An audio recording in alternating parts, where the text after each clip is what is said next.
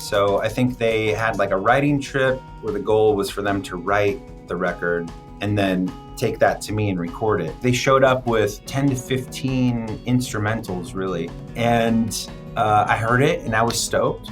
I thought there was a lot of great energy. Like ultimately the goal for me was to just bring the best out of them.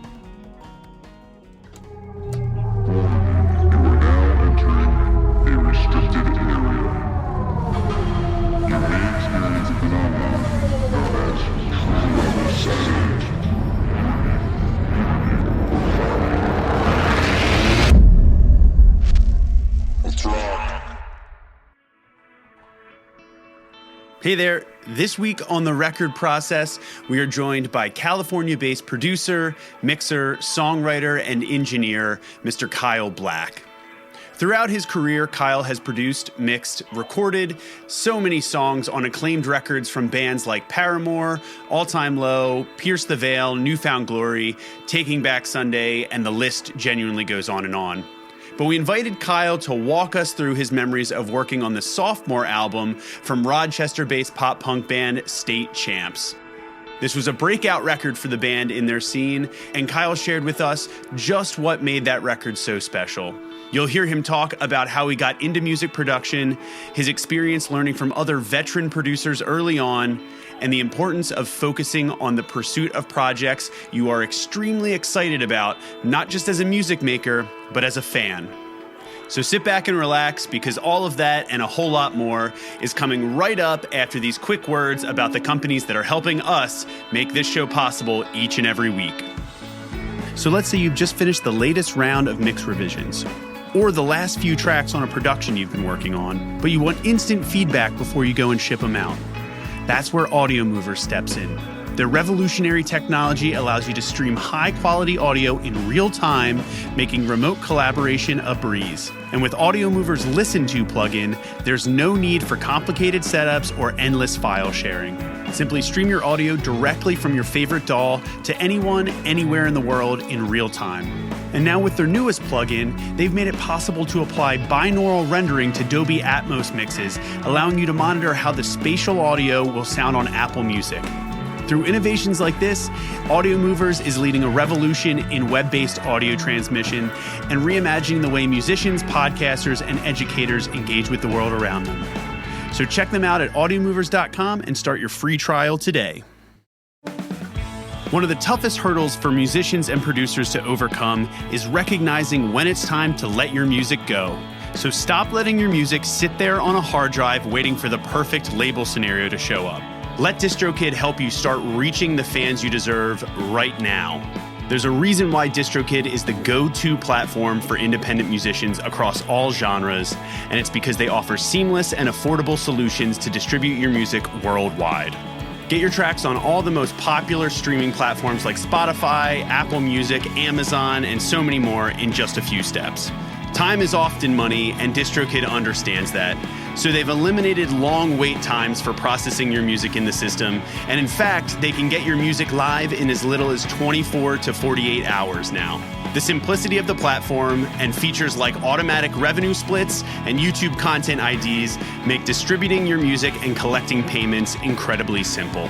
DistroKid does not take a percentage of your royalties, and for one low annual fee, you keep 100% of what you own. It's straightforward, transparent, and affordable. So follow the link in our show notes to get 30% off your new DistroKid membership and start letting your music work for you.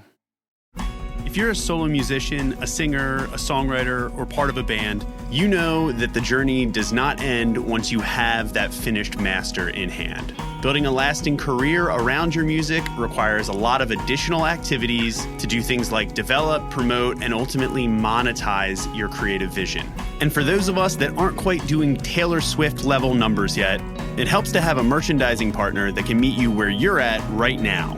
And SmartPunk MFG is a perfect solution for any and all merch manufacturing needs your band might have. From the first note to the final stitch, they have it all covered with whatever you might need. They do screen printing, they do embroidery, stickers, vinyl and CD production, posters, and pretty much everything else under the sun. They are an incredibly comprehensive online merch solution offering reasonable prices and feasible quantities for bands of all sizes. So go check out some samples of what they can do at smartpunkmfg.com. And when you're ready, just shoot them an email at info@smartpunkmfg.com and mention the record process to get 10% off your first order. So remember, that's smartpunkmfg, and it's where creativity meets manufacturing excellence. You know, we always try and pick a record that has a story, but also has a lot of meaning, not only to the people that made it, but then to the community that kind of digested it. And this one, Around the World and Back, for State Champs, obviously, was that like kind of sophomore record where there's some expectations, that are mounting from like what the band has already started to try and do. And it presented like a really cool kind of time and place context.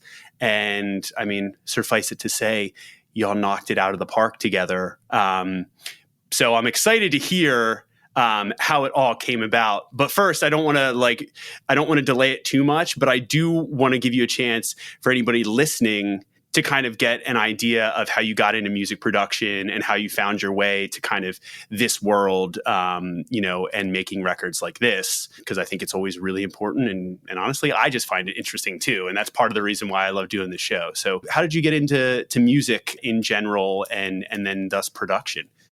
I started a band at a very young age. I was really into music at, it was when I was in elementary school. I was trying to get into the orchestra, into the music program. So I remember I got a violin, but my fingers were too fat.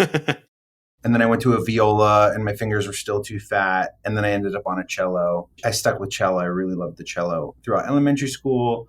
Then got into a middle school that didn't have a music program, and I was really bummed. And luckily I have a very supportive mother, and she bought me an electric bass off of the penny saver. Nice. So that was sort of like the beginning of my introduction into rock and like being in a band, right? So that by that age I was about, 10 or 11 or something. And then I started a band in middle school. And then at the time, my mother was dating a guy who ended up being my stepfather, who got me an 8-track recorder. He was a sound mixer in films, and he got me a 4-track recorder for my birthday randomly. Like, what kind of gift is that? But it was rad. Oh, I love that. Yeah. So he was a sound mixer. So he I don't know what got into him, but he got me the perfect gift that really set my life course in motion. And so I was 13 when I got that gift, and it was a 4-track Tascam recorder. And I just fell in love with that process of writing music and recording it and listening back and tweaking and editing and being like, oh shit, that's a song, that's a recording. The 4-track Tascam recorder, was it the old first red one, or the precursor to the Porta Studio? Because the thing that I started out with was the one that you could only do 2 tracks at a time, and then you'd have to switch them over. That's what it was. It was 4-track. It was blue. Okay, right, yeah. So yeah. On a cassette. So fell in love with that. I think I used the shit out of it for a good year or two. And I was for Christmas, I asked for the next best thing, and which was a BR8, which was a Boss BR8. And so that was my introduction to digital recording. And keep in mind, my stepdad was a sound mixer in film. So we had a garage full of microphones already and cables and mixers. And I was just having a blast, bunch of condenser mics and shotgun mics, which I learned you don't want to use for drums. But why don't you want to use those for drums, Kyle? Well, there's just super high output, so you don't really need to use those. But even lavaliers, for whatever reason, I thought lavaliers would sound cool on toms. Why not? I would just try everything. I would just try it all. Yeah. So then got a 16-track Yamaha. Loved that. This is throughout high school, right? So I'm just loving this process of recording my band and other bands. And then I think the last year of high school, I was able to get a computer with Pro Tools, and it was senior year where I learned how to use Pro Tools. And then all that time, my band Neural was signed to a record label. We would be working with producers and touring, and I'd be meeting all these people in different bands. And it just went hand in hand, being in a band and recording. And then I was an assistant to the guys who would produce my band. And that was included guys like Mike Green, Dan Corneff. Okay, so you did some of your records with those dudes. Yeah. And that was the connect for kind of like starting to work under them and by their side, huh? Yeah, that was like where I was able to start collecting like assistant engineering credits. I was an assistant for a lot of different producers. I would just run from studio to studio being like, how can I help? Yeah. And so I did some cool stuff with Carlos de la Garza, which who has done a lot of Paramore and like a bunch of great indie stuff. Including having a hand in a Wonder Years record a few years ago. We know Carlos well. Yeah, I love him. Cool. Yeah, he's amazing. I've learned so much about analog gear through him. He's awesome. Yeah. Just being a cool guy. He's great. Mark Trombino. I was like fortunate enough to work on like one of his last records, a Valencia record. That was like via Carlos actually, because Carlos was Mark's engineer. Yeah. Tim Pagnotta. I did some stuff with like for Neon Trees. Who else? Dan Corneff, did a couple records with him. And then Mike Green is where I did most of my teeth cutting. Yeah.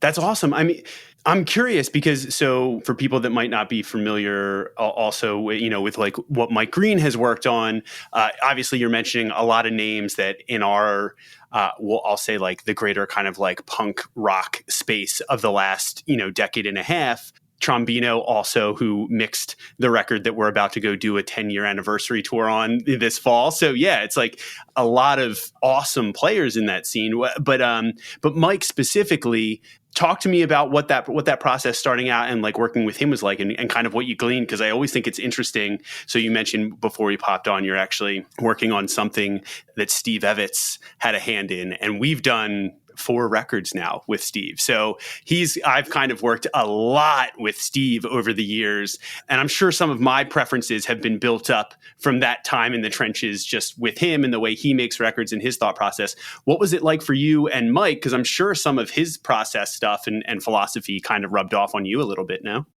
Yeah, I mean, I've learned so much from Mike Green, not only musical stuff, production stuff, but also just being a good like person and like crediting where credit's due, like, which is so important because he was so generous with that stuff for me. But so I would say that kind of stuff really stuck out to me. But also just musicality, like paying attention to the melody and making sure that you're, keeping your eye on notes that are clashing, and keeping a vibe really, and not dwelling too much on perfection or like making sure things are too perfectly in tune. I would say that at the end of the day, it's more about like, how cool is this song? Like, is it really going to connect with people? Is where your sights should be on, more than like, should the guitar be perfectly in tune? I mean, that's some good stuff to learn. That's some top tier lessons to take with you for sure. So it's, no surprise that you've made some killer records since then, obviously. But yeah, I mean, dude, that's the kind of fodder that we love to hear and love to talk about with a show like this, of course. So I love that. I mean, we could ruminate on all of that and what it means and the specifics of it for hours, but we've called you here and thought it would be really fun, specifically to talk about a record that you made, what I believe we were saying 7, 8-ish years ago, a record that came out in October of 2015 via Pure Noise, with some good friends of ours that we've shared the road with over the years. And I know you work with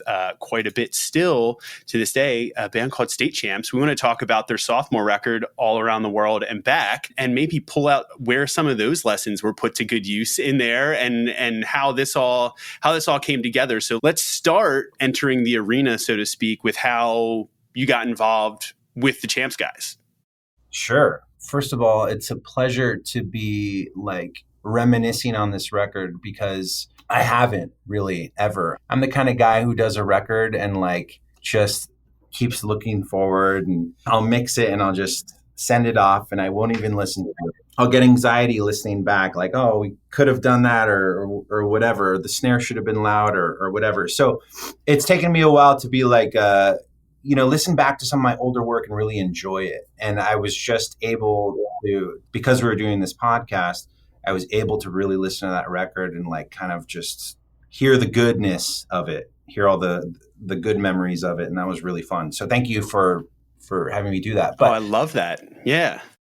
at the time, I was doing a ton of bands for Pure Noise, Forever Came Calling, Handguns, Heart to Heart, Like Pacific. I don't know, another one or two, whether it was mixing or producing, or I was on Jake's radar a lot, and I was also at the shows a lot too. So I would run into the Champs guys, and I was like, man, this is the band, dude. Like they are so good. They sound so good, and they can all play. And so I just remember like pursuing them, like showing interest and being like, the band was on my sites. And when you're working with all these different bands on the label, you kind of have some clout to be like, hey, what's up? I've done this work, get to know them, Right. say hi, and just get to know them. And then hopefully, if all the stars align, you can like meet up, show them your space, and then eventually hopefully work together. So the stars really aligned on this. And I was really honored to be like in the same room with them. I think we had a couple conversations before we confirmed the record, but for the most part, we just jumped right in. I think they like were interested in working with me at the time, and so we made it happen. And it's funny because about 5 or 8 years ago, or before this, I had maybe 5 years before we did this record, I had reached out to them before they even signed to the label. Because at the time I was searching for bands to work with, and they were like an unsigned band that I thought was really cool, and I sent them an email expressing my interest. Anyways, but my point is they're familiar with my work. Well, actually, I just to pause real quick there, because I think you bring up an interesting point that we don't often actually talk too much about on this show when we are speaking about like the producer kind of perspective, right? We talk with a lot of artists, and we hear about how they went to search to find the right partner, to find the right people to work with, to make their record with. But it also, I think, can certainly go the other way. You know what I mean? It can be kind of, what's it, like the Sadie Hawkins dance or whatever, where like the girls ask, like, you know what I mean? Like the role reversal kind of thing. That shit happens. And I think some of the guys and people in general, producers, mixers or whatever, everybody kind of has their, the good ones anyway, I think, that are really invested and really motivated, tend to like go out and be like, oh man, this band, and it's on your radar, you're earmarking, you might be listening to what they're doing, what they're putting out, having ideas, because it's that kind of pursuit where I remember we just mentioned, Steve Evans, and having those first conversations about, when we were kind of hopeless and running around talking about who was going to do the next record, feeling that energy and that pull of how excited he was about what he had already heard from the band. Right. And so I think it's about trying to find that energy. You mentioned even just like coming up, realizing how important the quote unquote vibe and setting that tone is. But I think part of that is like, if a band feels like, hey, this person really feels like they want to move mountains to to do something together and feels really excited, that's a huge, huge leg up for a band that's like, is looking, well, who do we trust somebody? Well, who better than somebody that's like willing, not just sitting back and waiting, like, I don't know, for whatever drops into their lap, but is like, this is actively a project I would like to pursue. I think that's awesome. And I think that's like, if for anybody that's, younger producers or whatever, or even still seasoned producers, like, it's such a great thing to be like, go search out the work that you want to make. You know what I mean? And that's awesome. And you were kind of enamored because you had seen them play too. So you knew that they played, you knew they were players, you knew what it was like live already, which as a producer, that's kind of like, okay, that's your guiding light when you bring a rock band in the studio. Yeah, absolutely. At least for my career and my discography, some people will look at it and like be like, man, that's super niche and like, very specific. Well, it's kind of broad, but I'm very interested in like these bands. You know what I mean? Like, what am I going to say? Like I definitely pursue what I'm interested in, and that's very important. Yeah, man. And I mean, it's like, it's okay. It's also, it's okay to have a type, so to speak. Yeah, You know what I mean? Because that's where your heart is, right? So I love that about it, and being honest and not trying to be the debate of like producers. It's like, do you go for your own like classic sound and try and work with every band that's going to fit nicely into that? Or do you try and like, are you somebody that just wants to go all over the map, and the second they do one record, they got to chase the complete opposite of it just to like, rinse off the residue and stuff. Some people are like that. But yeah, I gravitate towards being like, this is where I feel most invigorated stylistically, So I totally get that. Yeah. It's funny you say that about washing your hands. There was a point where I actually made it a point to like not be pigeonholed in a particular like subgenre of rock. For example, like never wanted to be like a hardcore guy, or I never really wanted to be a pop punk guy. So I kind of made it, or like be a specific thing. So I made it a point to be like pretty eclectic within the genre, Like I like working on hardcore. I like working on metal. I like working on pop punk. So putting in effort to like keep your palette broad, I think is very important too. Right. Yeah. Because you bring back stuff from each one of those. Yeah. And you get more opportunities. Right. Yeah, of course. Yeah. So that's kind of what brought you to them and got them in the room and got the everything, signed on the dotted line or whatever with Jake and Pure Noise. And you're like, all right, Kyle, you're our dude. Talk to me then, because I am genuinely curious, because I've talked to Derek a lot and the guys, and they're all really talented, really good writers, right? I'm curious, what did it look like? Did you, even before you knew they were coming in the studio, did you have a glimpse at like, hey, what are we talking about in terms of songs? You know what I mean? Because like I said, they had already started, this kind of train and this momentum. So everybody knew this was like, okay, this record, it's literally, and this is, I don't know, probably like the 30th time I've mentioned it on this podcast, and I just don't care. It's like that scene in Popstar where Andy Samberg goes, this next record just had to sell more. And that's why we brought in 100 producers, like whatever, and that whole like feeling of the pressure of like, gotta outdo ourselves, gotta make sure this one is wildly great, which every band wants to do. But this season specifically, that's happening right now as we record this, we're talking a lot about expectations. And, both from the outside, the band had this, an existing fan base that was growing, and they had already heard and started to love some stuff. The label had it, and you had kind of your own like, okay, this is what I know this band to be thus far, but also probably some ideas of what it could be. What was it like getting into like that first like pre-pro phase, I'll almost say? Did you hear some songs? Did you have some conversations about direction?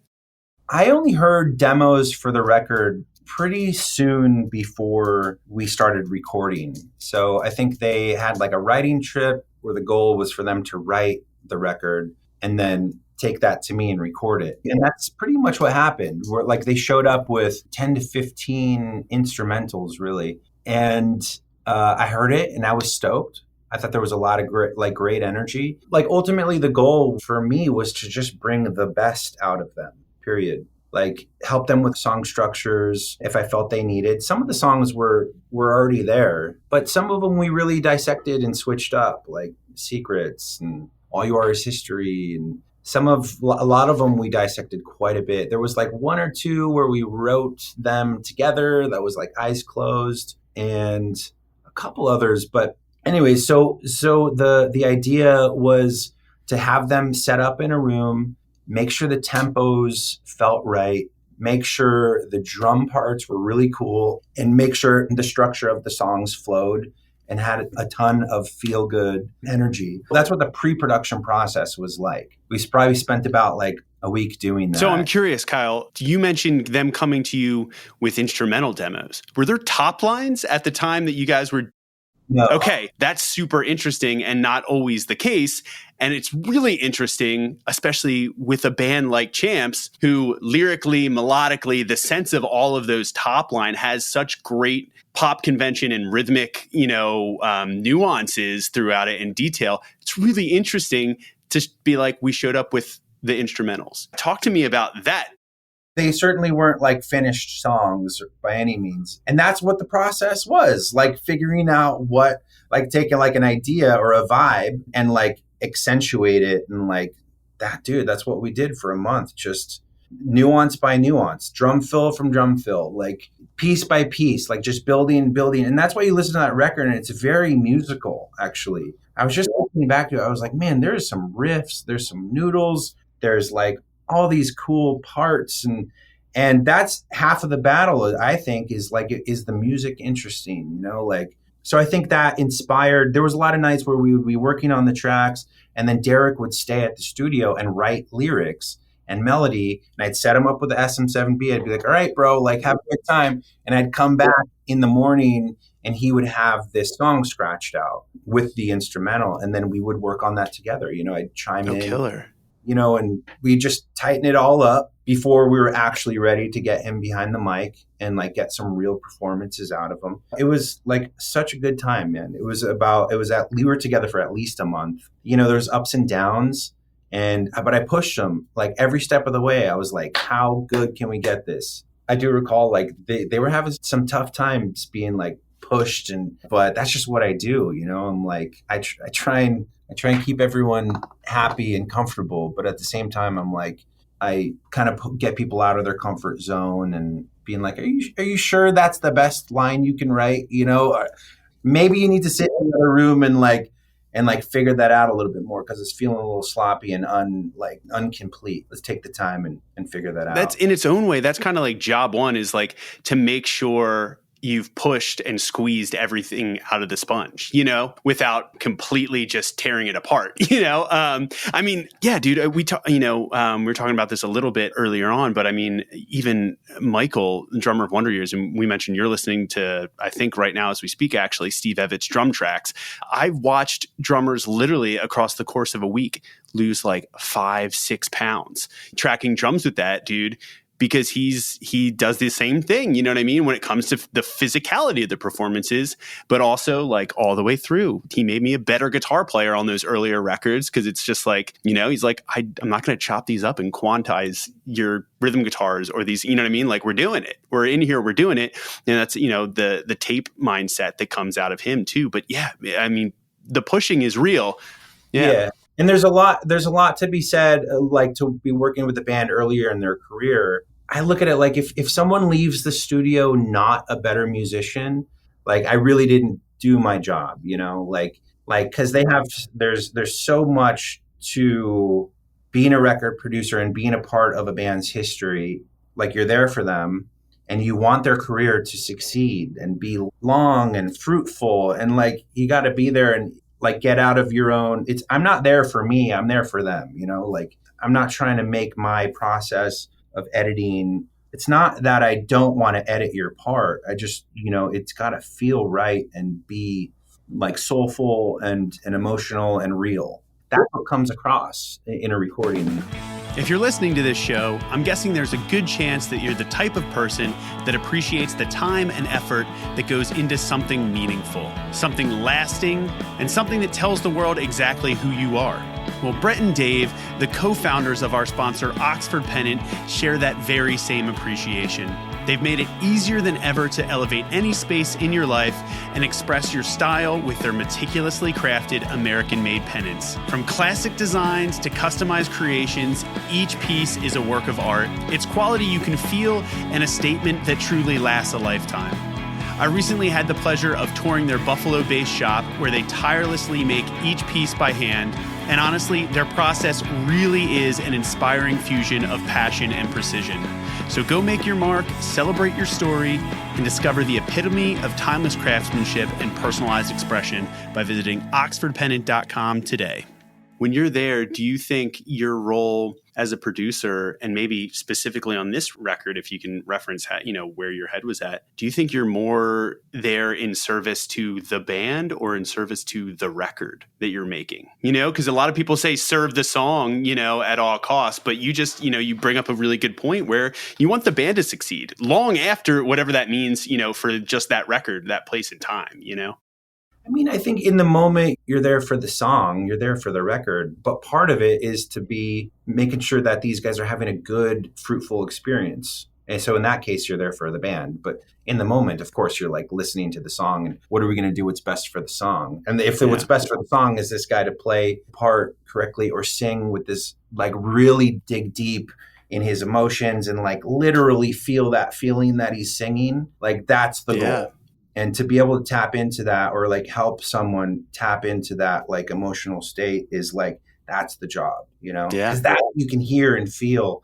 And that's what people like to listen to. And that's my ultimate goal as a producer. Yeah, which is why, I mean, you know, what you said about curating that vibe goes right back to it, right? It's why Rick Rubin, who doesn't really have a musical bone in his body, is so coveted to work with bands, because I think that's what he realized is kind of his bread and butter, you know, is doing the cerebral guiding in that way. And I think that's really interesting, but it's kind of a great way of answering both of those by saying you want to make sure. And I think it doesn't always get as much weight. I've seen with some horror stories that I've heard from bands over the years. I'm sure you've heard plenty too, of working with a producer that they just struggle to find a nice thing to say about the whole process, even if people think the songs turned out really great. But yeah, it's like you're serving the band by making sure that they really enjoy the job of making that music as well. And that doesn't even always mean that it's going to come, you know, it's not going to come without pain or turmoil, especially depending on what you're dredging up to put forward emotionally. But yeah, it's like you want them to look back on that process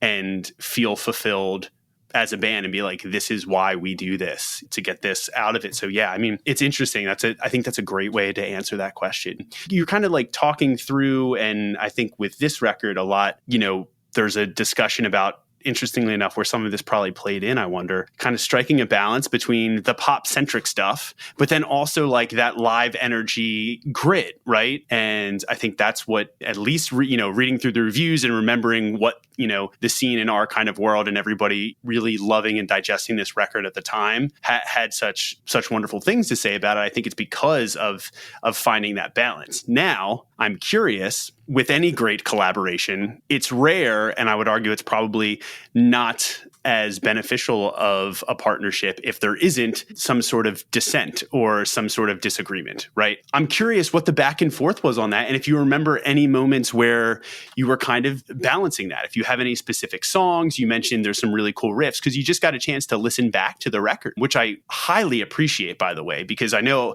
sometimes, you know, to look in the rear view and even just to hear yourself, I mean, God, that's why I had to stop editing this podcast. I was like, I can't hear myself talk for that long, or anybody else for that matter, because same thing. I feel like I missed that mark. I should have asked a better question. But yeah, what do you think in listening back strikes you of any of those balances, or, you know, some of those decisions that were maybe harder? I'm not going to lie. I feel like it went pretty smooth. There was so much work to be done in a short amount of time. Like 30 days sounds like a lot of time to work on a record, but it's really not.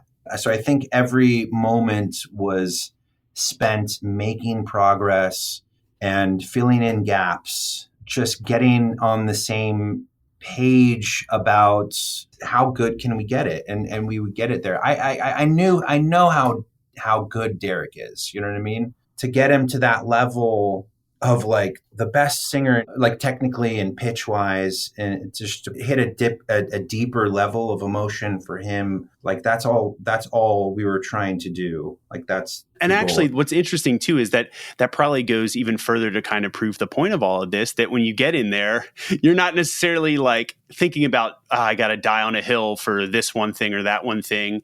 And hopefully neither are they, you know, and that's the thing too, where you kind of look at it and say, what is the top priority here? And what do I need to make sure it shines? Because if it shines and it's doing that, I don't care about the rest. You know what I mean? The rest will come and will work. So yeah, I was just curious too, if maybe when we talk about grit, me as a guitar player is always interested in those things. You bring up grit. Actually, there's a lot of grit in Derek's voice, right? So that's kind of the cool thing about his voice, where, you know, you kind of like, you could be tasteful with it, make sure you're grabbing it and he's capable of producing it, and then capturing it in the right way to where it feels dynamic and impactful and not like overbearing. Talk to me about that. I'd love it, because I mean, you do a great job, and first and foremost, it's easy when you have a good singer and near impossible when you don't. But yeah, you had a great singer there, but I'm curious, what do you remember about, you know, approaching a really high energy vocal like that, but with someone that also has those different degrees of finesse, you know what I mean? And the different tonalities. So when you work with a singer like Derek, where his pitch is not a problem, like he's pretty much going to be singing in tune, he's going to be singing in time. And like, so when you're like, as a producer, you're working with a singer of that level, like, what's my job then? If like, he doesn't really need a coach, right? Like, I remember a lot of those sections were like, not even a lot of takes. It was like 5 or 6 takes. You know, I'd be like, all right, well, you just sang that perfectly. Like I've already said it, like, let's add attitude and emotion to what you're saying. Like, let's really kind of get the emotion and feeling down. Like, that was the job. Yeah. Digging deeper than a perfectly sung part. You know what I mean? You got to like find the character, what's going to make it special. And that was the goal. That was the pleasure of working with him on that record, was going past the perfect pitch and perfect time, because it's there. I mean, the character kind of idea is, and capturing that, it's kind of like the word authenticity, right? A lot of people throw it around, but what the fuck does it mean, right? In this moment, you can literally hear what it means, because it's the intention of, is this a well-sung vocal performance on top of a band, or is this somebody that's literally projecting the energy of what this music behind them is doing and saying and speaking? So I love that, and he's always done a really good job of that. How did you treat, or how do you typically treat? I see you're there, I think, in your spot out in LA now. Is that where you did this record and the drums and everything, or did you do it at a different spot? I did this record at my old studio in North Hollywood on Lancashire. It was a small place, didn't have a room for drums. So at the time I was recording drums in different studios, which I really enjoyed doing. Back in my earlier years, I would always rent other studios to do drums. And that's all where I learned a lot of like what I like about drum rooms and different gear. This particular record, we did drums at Madden Studios. They had a place in Crossroads of the World in Hollywood. It was actually a beautiful studio. And I did a ton of records there that year. My friend Courtney Ballard worked for Madden and was the engineer at that studio. So we just worked out a deal and I did so many records there. It was a really great room. Oh, awesome. Yeah, and then the rest was at my little studio in North Hollywood. I eventually grew out of that, and I'm now here at my studio in West Alley Recordings in Van Nuys. Got it. So this was Evan cutting the drums. Talk to me about working with him as a player and working through these songs, because it's, I mean, where do you start? It's another really incredible backbone rhythm section there that you have with the band, right? So what was the goal there? And maybe talk about the space too, because a lot of you talk about rock records. It's like you're trying to make sure that carries so much of the instrumental energy. Yeah, definitely. I mean, he was an absolute pleasure to work with and has always been a pleasure to work with. I've done 1, 2, 3 records with recording Evan. That first time was really cool. I mean, I think it was hard for him because, I mean, he kind of injured himself early in the game. Like, funnily enough, Secrets was the first drum track we recorded, and he just brought it like a madman on that track. And you know, it actually really shows. You know, you can listen back to that recording and the drums are just fantastic. And, you know, he really laid into it. And I think that we were just trying to make sure all the performance was authentic and really, he was really feeling it and not in his head. And then coming up with really cool drum parts that were memorable and like things that you could kind of hum back, like hooks on the drums, you know, that's kind of what we were after. It was painful, but we got through it. You know, because Derek is a big drum guy too. So here we have a really fantastic drummer who's very particular about what he plays. Me as a producer who's very like observant about the drum part and really wants to make sure we exhaust every option before choosing. And then Derek, who also has a vision of what it should feel like too. And we were all just teaming up to make the best possible drum parts. And then, of course, you know, I'm always keeping an eye on the tone of the drum at the same time. Because when you're writing parts, like the drums are going to go out of tune, but you got to like, so it's this weird balance of being able to write the part, keep the drum kit in tune, get the performance, and then like carry on. And it was a long process. We probably spent 1, 2, 3, 4 days on the drums 2 to 3 tracks a day and really hitting hard. And it was a good experience, but I do think Evan was a little bit in pain, but he got through it like a champ, like a state champ. Dude, wow. Honestly, mic drop. We're out. Dude, and I hear you on drummers feeling just exhausted and how much to get those sounds, to get the tone out of the drums and get it consistent. It's hard ass work, dude. And I love it. And Evan is a champ for sure. And he's a pro, especially now. And I even remember back at that point being like, this dude is very serious and meticulous about what he does. And so I'm curious because this is also interesting too, because you have the setup, you have the mic look on everything for the kit, but you guys are writing the drum parts and kind of crafting stuff real time while you're tracking, as opposed to pre-pro nailing down the entire shell pattern where you're going to the cymbals and having that all laid out and demoed, and then just like, capturing just getting the performances. That's really interesting and really valuable probably too, to be able to do that, but it does come with some challenges, huh? Big time, yeah. So the pre-production is you're really just talking about the structure of the song, and then maybe you're talking about, okay, this is hi-hat there and open, like broad stroke drum parts in the pre-production part. But when you're doing the drum tracking process, if you're not programming the drums beforehand, which at that time I was not doing, nowadays I'll do drums last because we're programming and writing the parts. But back then we were writing the drum parts as we go. And of course, you don't want to make things too complicated and spend too much time like writing the craziest fucking fill for 5 seconds of the song that it's really not that impactful. Maybe you do though. What's your favorite fill on the record? Do you have a favorite fill on the record? There's a lot. I think there's a ton of great drum parts in Secrets. The second pre-chorus, he like goes back and forth on the China from the crash. It's like this really interesting way of voicing the cymbals, rather than like open hi-hat, you're going back and forth on crash and China. There's like fun things like that where it's just colorful and musical. What else? There's I think there's a I don't know. The fill in the middle of the intro I think is pretty tastefully iconic. Yeah, exactly. Tastefully iconic. I remember we probably spent like 20 minutes on that fill, being like, all right, what's the best fill? I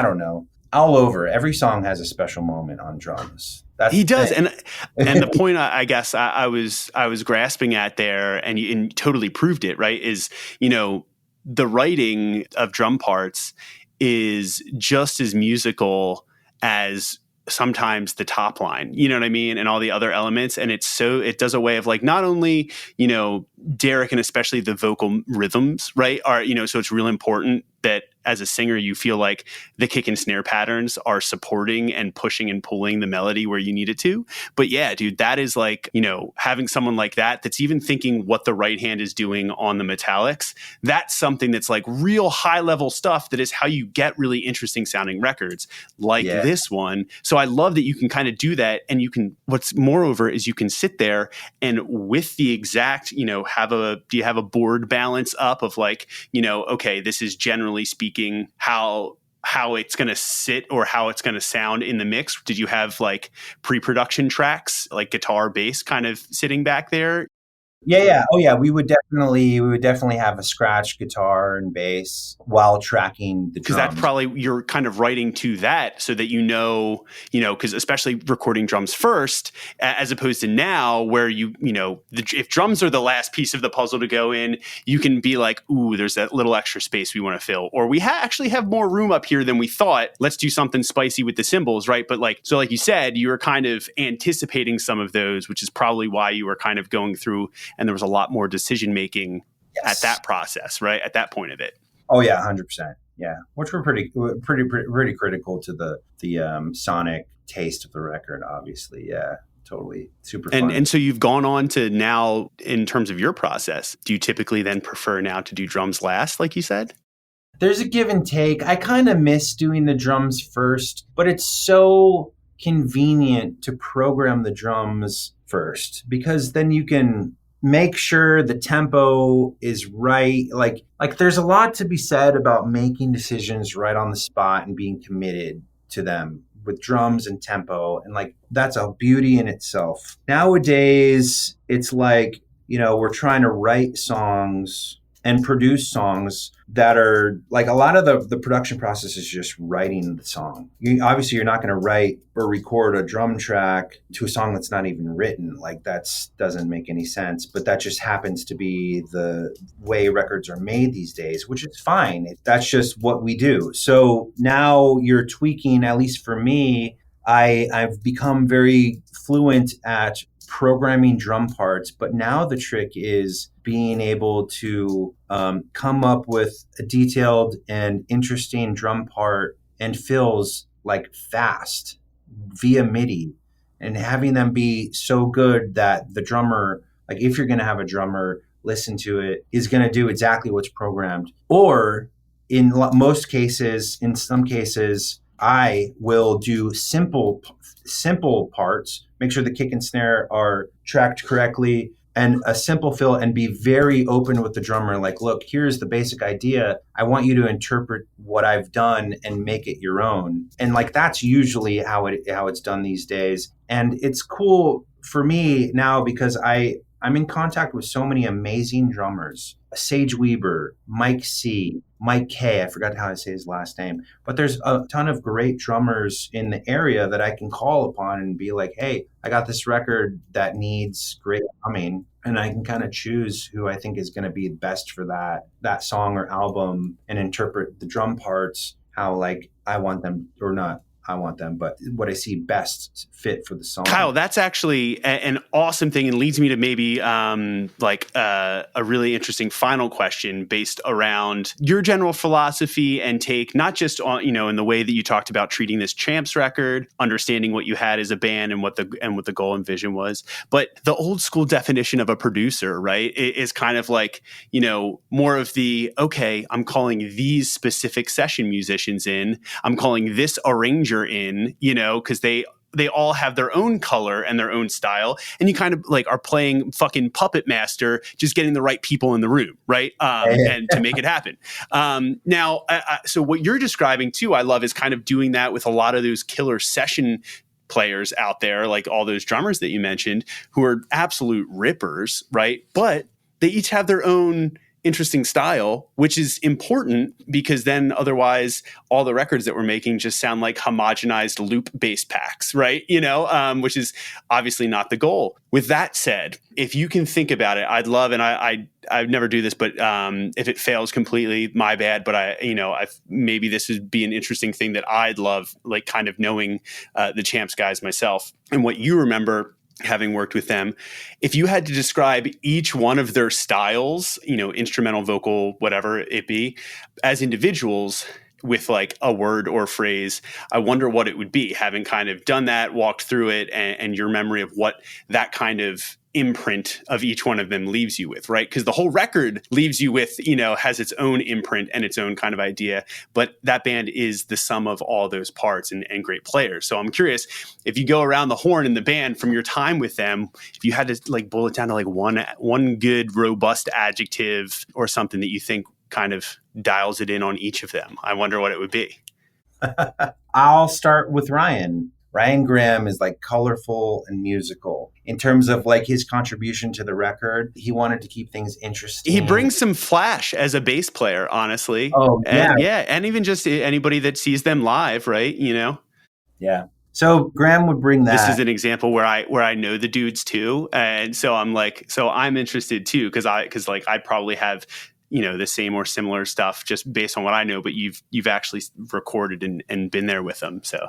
Yeah, no, I feel like Evan, like, I don't know, he's just so kind of, he's very considerate of everyone's, like, he's kind of the peacemaker in the process. Although he's like very stern about what he wants to play, at the same time, he really wants to make everyone in the room happy with like what's going on, the parts and the vibe. So I don't know what word I'd describe Evan as other than like this, just like Care Bear. Dude, honestly, I was gonna say he's like the gnarliest drumming teddy bear you've ever seen. Yeah. I was actually thinking I was like, dude, he is such a sweetheart and a teddy bear, but when he gets behind the kid, he's like, he means business. And it's awesome. He flips a switch. Yeah. So that's a pretty good one.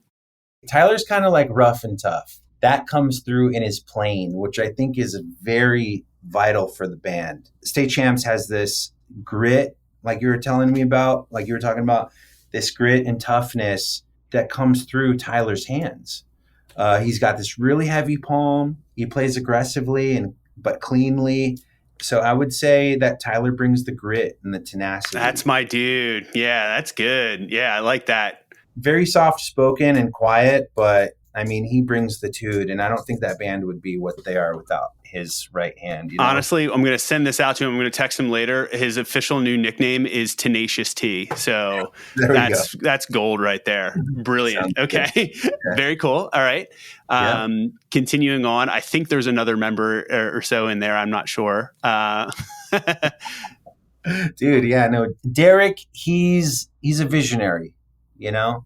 I think he's carried this band like so far and will continue to do so as long as he's able to. He's a pleasure to work with and it's a privilege to be in the same room with him, working on music. And he's got a vision, but he's open. Like he doesn't have an ego. Like he goes with the best idea in the room which is, I think that like, why he's such a strong producer himself and a great band member and just a great guy in general. So that's my thoughts on Derek. Well, all of State Champs, if you're listening to this, I think Kyle's got a crush on you guys. No, but I appreciate you indulging me on that, Kyle. I know it's kind of a ridiculous thing, but it also, I mean, there's a certain, but when you do a whole record, it's a month of your life, more, right?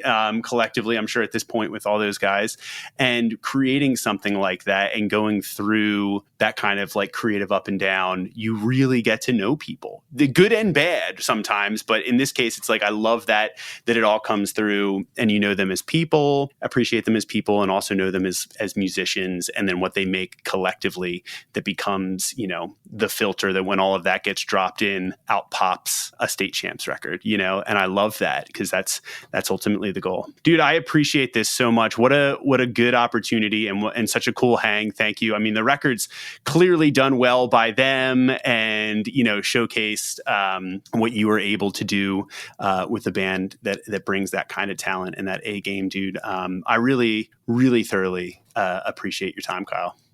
Likewise, I'm excited at some point to come to your spot and nerd out about stuff in person at some point. Yeah, please do. Thanks so much for having me. Really, I appreciate it. It was my absolute pleasure, man. And I'm sure my hope is that a bunch of Champs fans out there that are also in bands or producing or whatever get a bunch out of it, and you know, and find it interesting and puts an extra bit of depth in their appreciation for the record. You know. Yeah, you're doing a great job, man. Oh, cheers.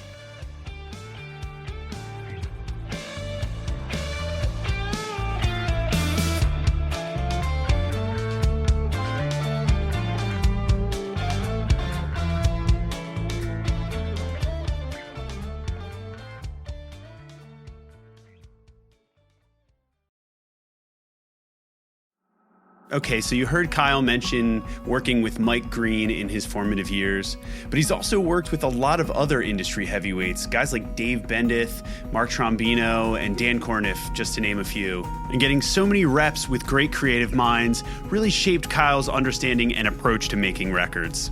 So after putting together 75 plus episodes of the record process, we've digested some pretty serious insights from our guests about making meaningful records. But we've also learned a thing or two about hosting and producing a podcast along the way.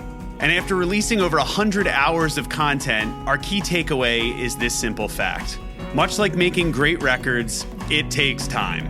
It's a process that can't always be rushed, at least for us, and one that demands help from a team of great collaborators. But the collaboration doesn't stop at those who meticulously edit and promote each interview. If you're listening to this, know that you too are an important contributor. You contribute to this show's ongoing evolution by just listening and interacting with each episode. But that is not the only way to contribute to the longevity of the record process. You can also ensure that our team has the bandwidth to continue bringing you new seasons for years to come by joining our supporters club at the link in our show notes. The simple support of $1 per episode, when multiplied with subscribing, following, and sharing the show on your favorite platform, will have a monumental effect on the future trajectory of this show. And regardless of what action you take right now, we'll catch you right back here next time on The Record Process.